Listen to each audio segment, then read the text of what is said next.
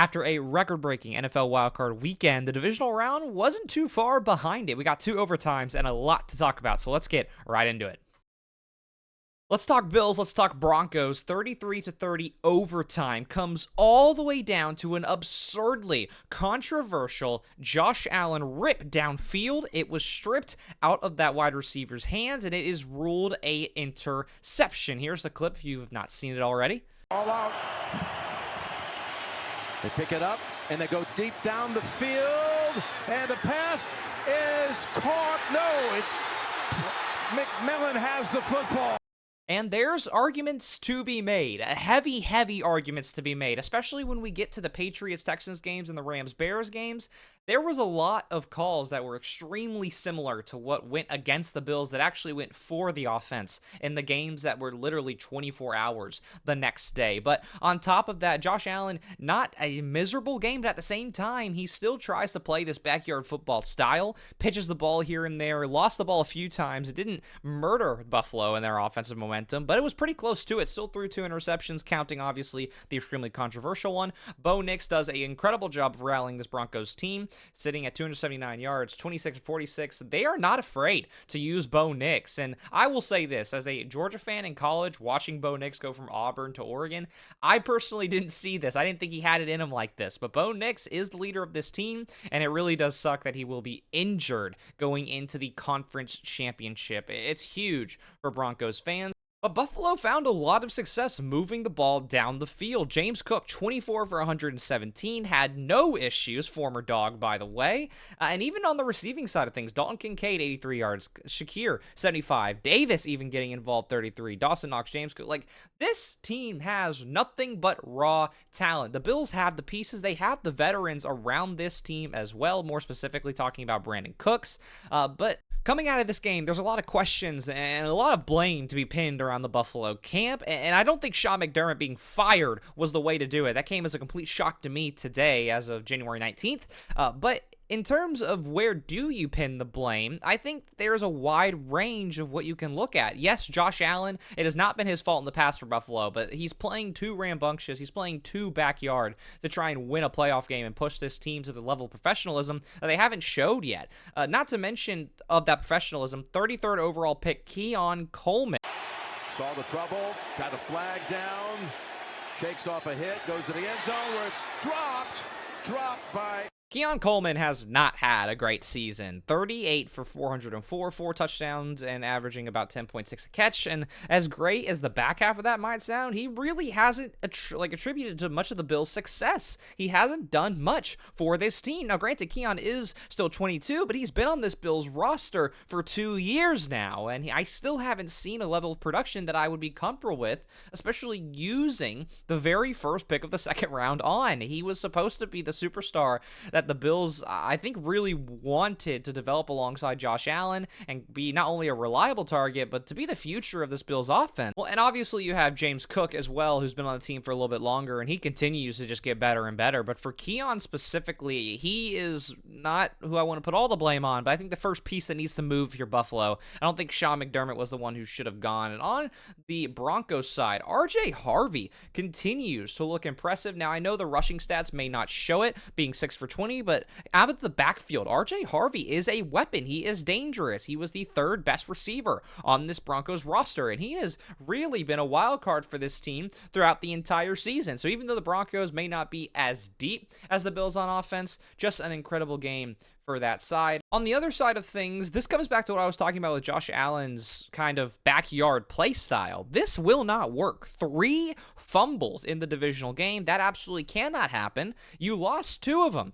And not even to mention that James Cook had a fumble loss as well. So Buffalo didn't give the game away. I mean, they were still very much in it, and I think unironically should have won it, obviously, for that controversial interception towards the end there, but you can't play this way if you're Josh Allen and expect to win games. It just doesn't work like that. On the defensive end, this Denver defense, people want to talk about Seattle, and that's fine. You can talk about Seattle. We're going to talk about that game in a second. You talk about the Texans. Talk about those defenses. But this Broncos defense, one that has been in the top 3 to 5 defenses of the last few years, only continues even when they have to swap pieces in and out. But on the front line, I am extremely impressed with Alex Singleton and Let's break down its pronunciation. Ta. La. La. No. No. Who. Who. Fawn. Fawn. Ga. Gah. Repeat after me. Regardless, you cannot sleep on the Denver defense, even though, again, they get overshadowed. They are incredible, and they also did come out with those two, of course, interceptions. That's also without Pat Surtain having to get too involved on that side of the field, but they also didn't throw to him too often as well. So Denver barely makes it out of this Buffalo game with a win, and we'll have to see, what does Jared Stidham have in the tank going into the conference championships? Seattle, San Francisco as the night game, and wow, it was a game of all time, to say the least. You can obviously see the scoreboard, 41-6.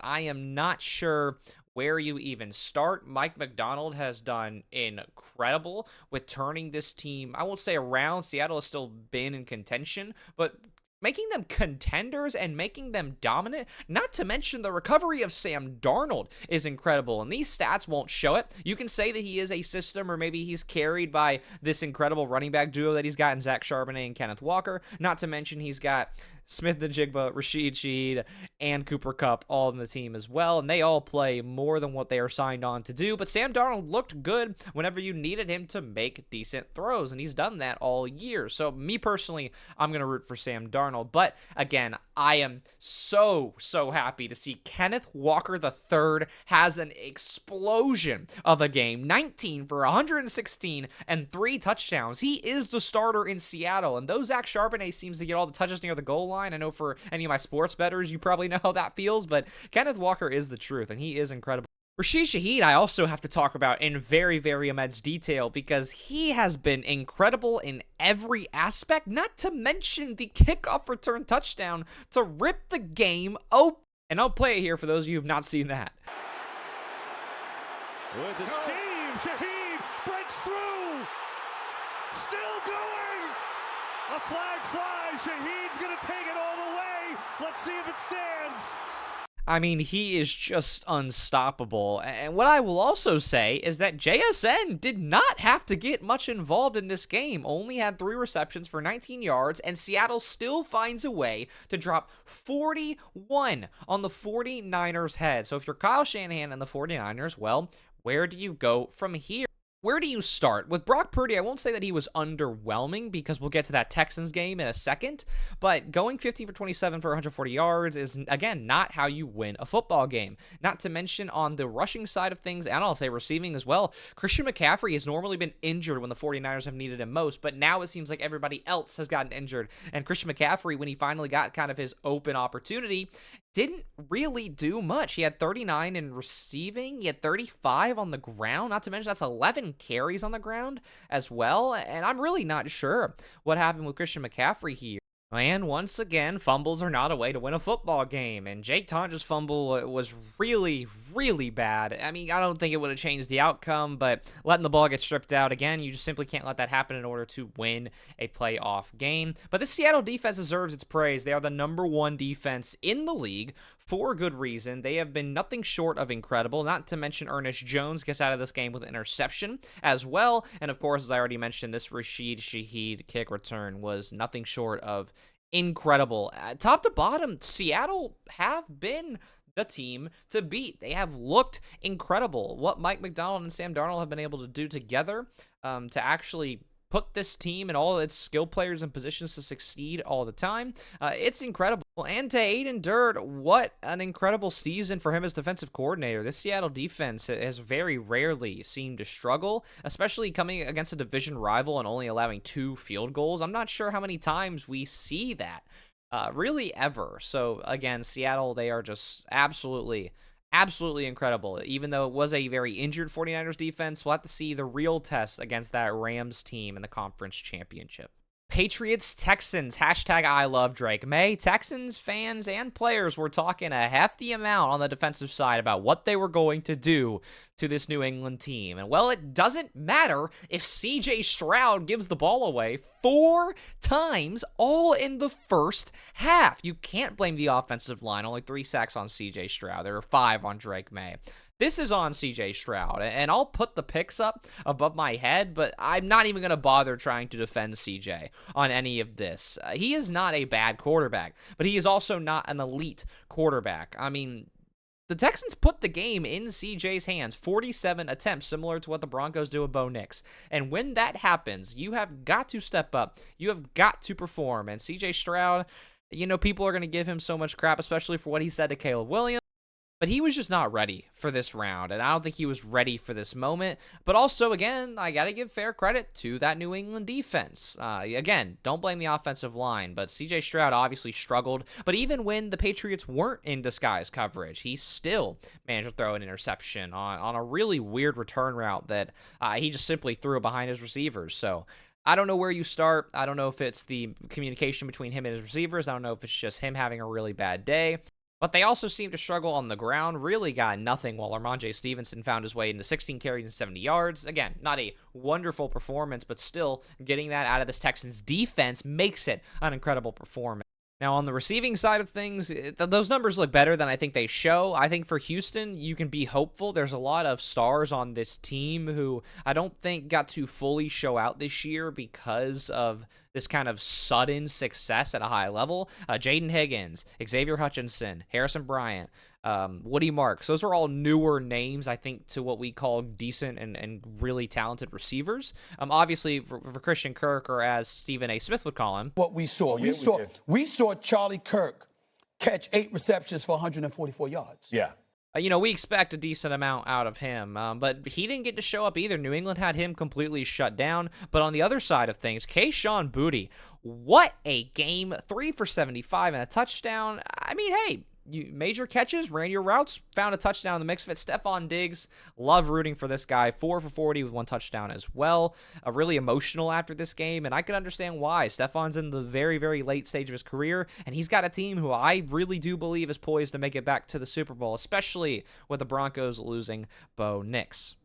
Again, it is fumble galore as well. Woody Marks lost a fumble, not to mention that Drake May lost 2 fumbles out of the 4 that he had, so extremely messy for New England. I think a lot of people saw the C.J. Stroud 4 interceptions and immediately said, well, how did New England only score 28? It's because this Houston Texans defense is still very, very good. Azeez Al-Shahir is incredible. I'll root for that guy any day of the week. Jalen Petre playing in the nickel slot for most of this game. He was absolutely incredible. In terms of secondary, and I would even argue linebackers as well, Houston's got it. Absolutely. They've got extreme playmakers on every living position. But again, when your quarterback throws 4 interceptions, I'm really not sure what else you can do. That on the New England defensive side of things, they really did dominate the line of scrimmage. Christian Barmore and Milton Williams both did a pretty incredible job at holding pressure on the line. And again, it made things hard for C.J. Stroud, even though I will blame him for the majority of his errors. But in the second half, the Texans tried their best to come back. Again, didn't throw any interceptions, but when you kind of give a head start like that to New England, I really just don't know what you expect. There's also some side conversation about Will Campbell from LSU, the big rookie pickup for New England to protect Drake May. He gave up 2 sacks, but he's also going against Daniel Hunter and Will Anderson Jr. I'm not really worried about Will Campbell. I still think he's the right decision. I don't think New England needs to immediately draft somebody to try and maybe fill his role, but it wouldn't hurt to maybe get somebody on either side of him to maybe help with. But that's also because New England's pretty much got almost every other position on this team filled up pretty well. The only other thing that I will add in this game is that Patriots tight end Hunter Henry has been a pretty, I will say, dependable option. Austin Hooper has always been decent as well. New England didn't really find the tight ends at all. Only 1 reception for Hooper and 1 reception for Henry. That's something I would like to see them get deeper into the bag with against the Broncos. But again, we will get there when we get there, because that is a whole other storyline. And again, it's Jarrett Stidham. So regardless, Patriots 28-16 over the Texans. We got 1 more game left to wrap up the weekend. Rams, Bears, Sunday night, overtime. Caleb Williams, I would argue, massive, massive breakout season. This is somebody who I was very high on coming into this season. I think I had him on like 4 of my 6 fantasy teams or something like that. So watching Caleb Williams succeed really just makes me overly excited. But then you look at what should be the NFL MVP and Matthew Stafford, who didn't have a touchdown. Doesn't matter. Didn't have an interception either. Played very, very well. Made all the right decisions at the right times. 20 for 42 for 258. But Caleb Williams had a decent game as well. 23 for 42, 257, 2 touchdowns. But yes, I do see the 3 interceptions. Let's talk about those 3 picks. I will not fault Caleb Williams too hard for any of those plays, but what does concern me is the very last one. In overtime, DJ Moore comes out over the open field in the middle and just doesn't turn his head around, and I am overly confused as to what happened there. I really don't understand why DJ Moore didn't turn around, but it led to an interception. Also, another example of wide receiver miscommunication was the pick that was aimed towards Luther Burden, who, by the way, has been incredible, and I'm very excited to see how he develops alongside this Bears team. But I don't know what happened with those receivers. The Bears have been very, very good at these late fourth quarter comebacks. I believe they've had 7 this season alone, and Caleb Williams is that guy, even with this loss. He is absolutely incredible. DeAndre Swift had a decent game, 19 carries for 76 yards, but Kyle Monangai has been a very, very large sleeper pick across the NFL. He was incredible and also extremely confident. On a 3rd and goal late in the fourth quarter, tried to hurdle over a Rams defender, and there's just very few players who I think see a scenario.